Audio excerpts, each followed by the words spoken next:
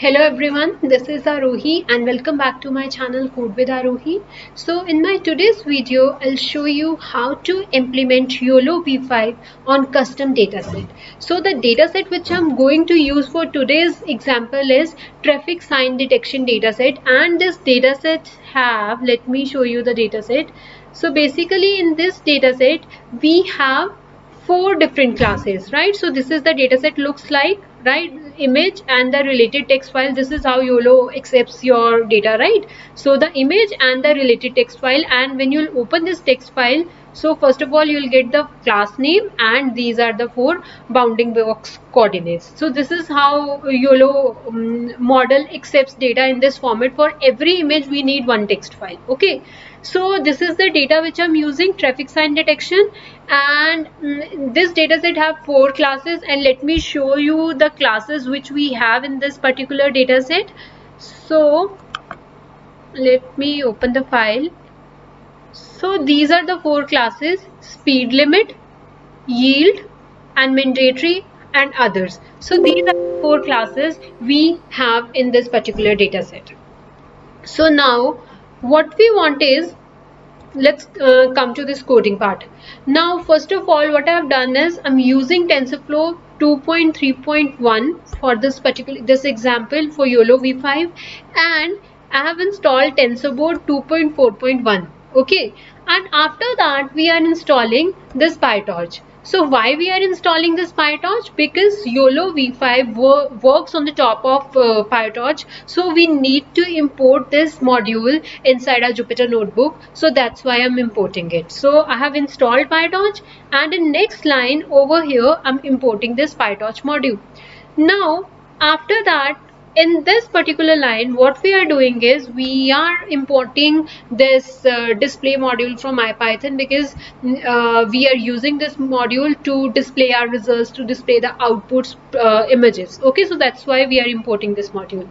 Now the next, in this line over here, you can see I have commented this section because I have already downloaded this particular GitHub repository. But when you want to work on YOLO V5, first of all you need to uh, you need to clone this GitHub repository. Now this is the link. Okay, GitHub Ultralytics. Now why we are downloading this YOLO V5 repository from here? Because they are the developers who developed YOLO V5. We will download their repository from here.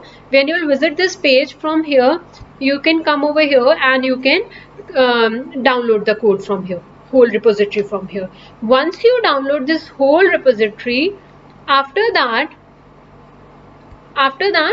this is this kind of folder you will see.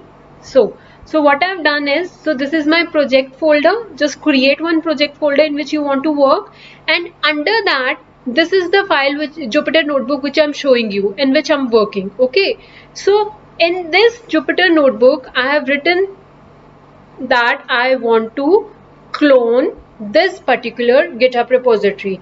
What that means is, when you will execute this command, after that you will have this YOLO V5 folder inside your current working directory folder. And when you will open this folder, you will see lots of different files and folders over here. I'll explain you what these files are and why we are how we are going to use them. But right now just understand, after cloning that, you will get this folder, and inside this folder you will be having multiple files and folders. Okay, all right. So now once you clone this folder, next step is we are entering inside the YOLO V5 folder, which we have just downloaded from internet. Okay, and in that we have one requirement.txt file. We are installing all the requirements. So when you will open this YOLO V5, you will see over here we have requirements.txt file. So we need the required software, so that's why we are running it. Okay, after that, now the thing is, now we will prepare the data in the format which YOLO V5 accepts. So let me go back to the folder where we have our data set. So initially our data is in this data folder. Okay, So this TS folder, so we have all the images and their related text files over here, right? But what we have to do is we have to divide our data into train and test. So what we have done is, okay, so what I've done is, what I want is, I have created another folder with the name of dataset, and under that dataset folder we have one folder with the name of images and one folder with the name of labels. So inside images we have two folders, train and validation. Okay, in the same way under labels also we have two folders, train and validation. Okay, so inside images what we want is, from this data folder where we have all our images and their related text files together at one place, we want to split this data into train and validation.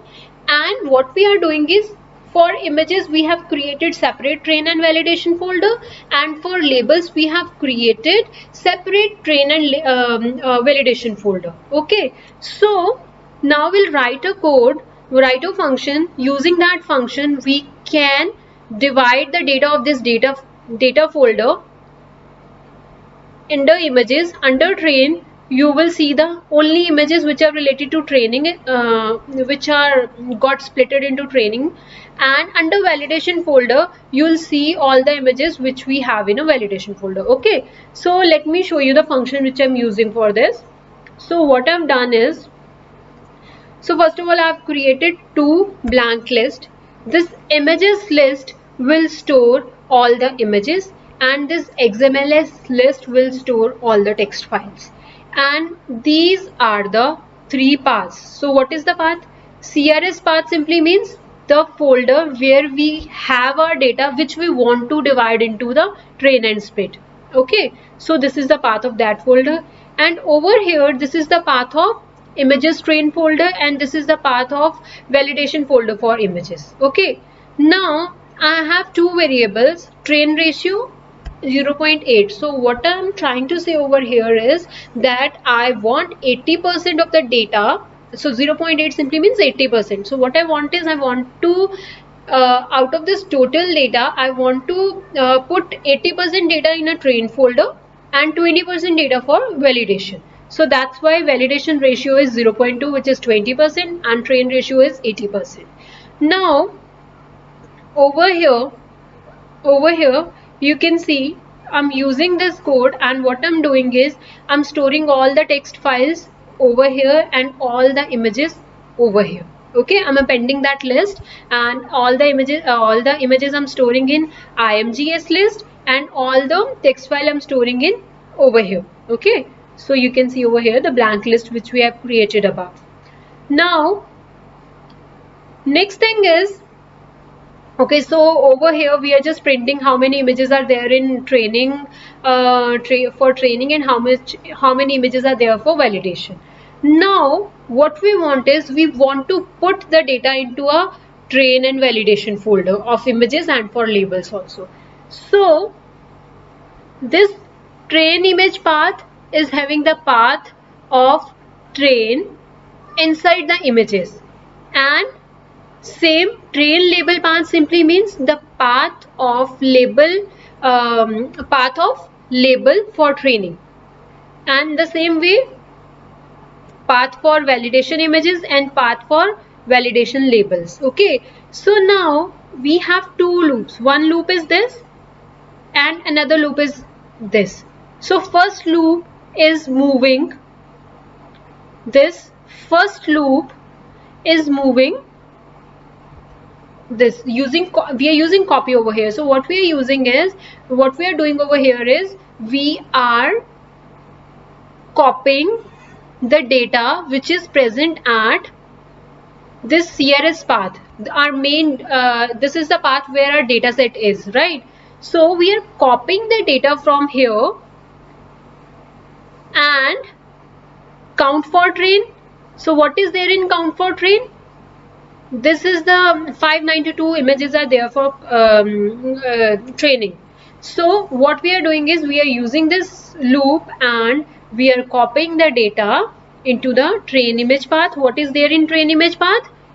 The path which is related to images which we are going to use for training.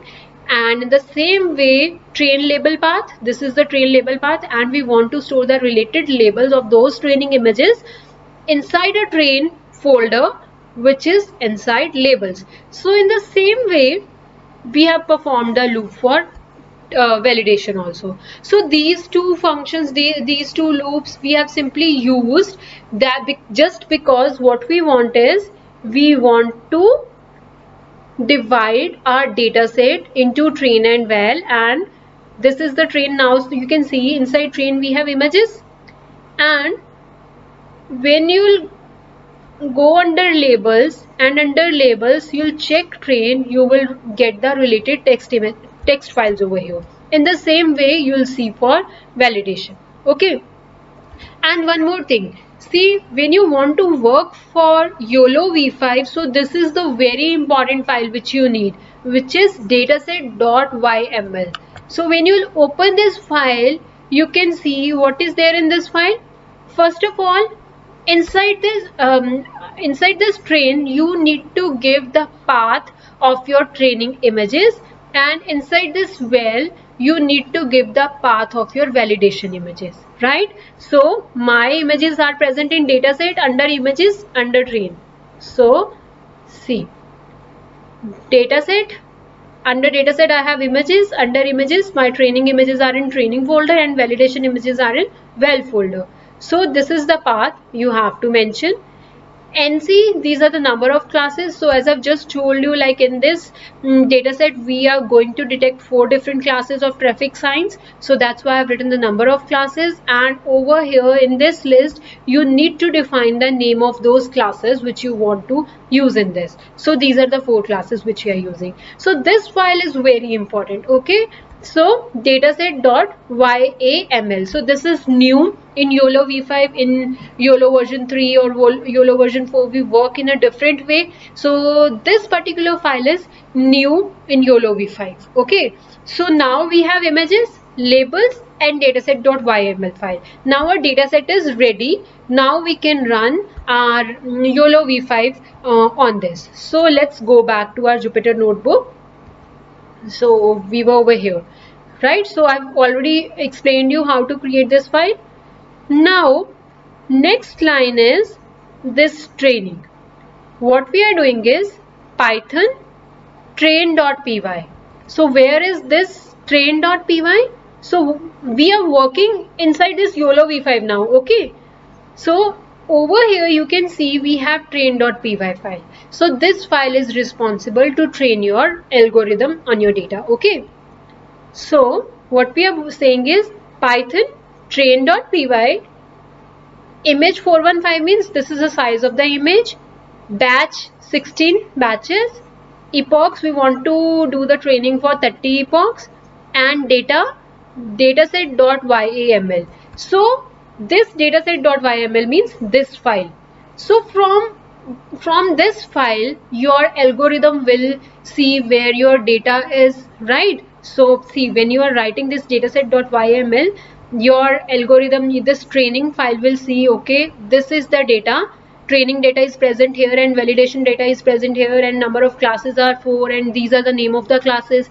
So from here it is, getting the information about your data set on which you want to perform the training. And then weights YOLO v5s. S means we are using now these are the pre-trained weights. So initially we are starting our training on the pre-trained weights. So we are using this YOLO v5s.pt. This file you will get when you clone this GitHub repository. Under that you will get this weight file by default. Okay, so we are using that weight file. So this is the command which you have to run, and this will take some time, right? According to your machine configuration, it will take some time to get proper training. And now let me show you where you will see the results after training. So under this YOLO v5 only, you have one folder with the name of runs. Open this runs folder.